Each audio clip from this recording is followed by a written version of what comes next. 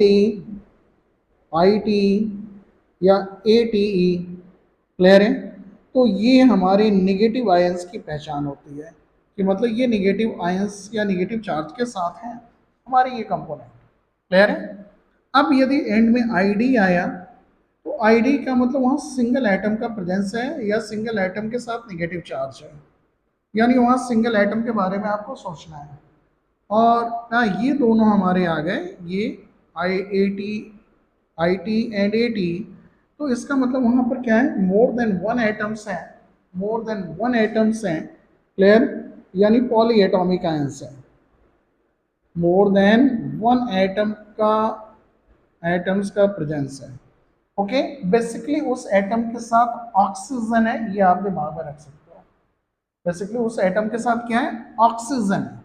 जैसे मैंने बोला नाइट्राइड, तो सिर्फ नाइट्रोजन, आई टी और ए टी लगा के बोला तो वहां पर तो मतलब पॉली एटॉमिक है, नाइट्रोजन के साथ ऑक्सीजन भी है।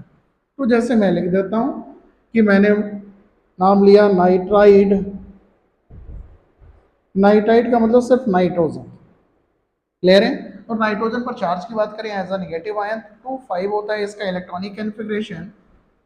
3 इलेक्ट्रॉन चाहिए इसको ऑक्टेट पूरा करने के लिए, यानी 3 नेगेटिव चार्ज आ जाएंगे, तो 3 माइनस, तो this is the nitride ion. इसी तरह मैंने बोला नाइट्राइट,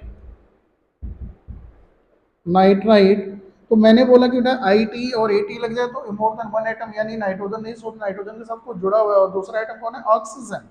ठीक है? तो ये आपको याद रखना पड़ेगा कि नाइट्रोजन के साथ ऑक्सीजन जो जुड़ा हुआ है और उसका कॉम्बिनेशन NO2 होता है नाइट्राइड के लिए और सिंगल चार्ज होता है।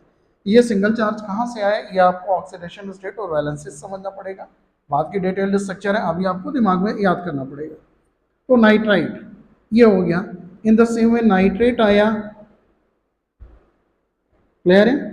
तो इसको भी आपको दिमाग में रखना पड़ेगा कि हाँ नाइट्रोजन के साथ ऑक्सीजन है और वो है NO3 माइनस। क्लियर? तो ये आपने ये देख लिया कि नाइट्रोजन के साथ हमारा क्या है, डिफरेंट कॉम्बिनेशंस आ रहे हैं। सॉरी ये नीचे नहीं दिख रहा है आपको, NO3 माइनस। ओके, तो ये आ रहे हैं, मतलब आइड लगा है आईडी तो सिंगल एटम, आई टी और ए टी लगा है तो मोर देन वन एटम, उस एटम के साथ ऑक्सीजन का अटैचमेंट है, ग्रुप बना हुआ है। ओके, एक चीज और दिमाग में रख सकते हो, यहाँ पर अकेला है ये एटम है, यहाँ पर आई टी में ऑक्सीजन तो रहेगा, कम ऑक्सीजन रहेंगे, और ए टी में मोर नंबर ऑफ ऑक्सीजन आ जाएंगे। क्लियर? तो इस तरह आपको मान लो फॉर्मूला बनाने को आ गया, सोडियम नाइट्राइड, सोडियम नाइट्राइड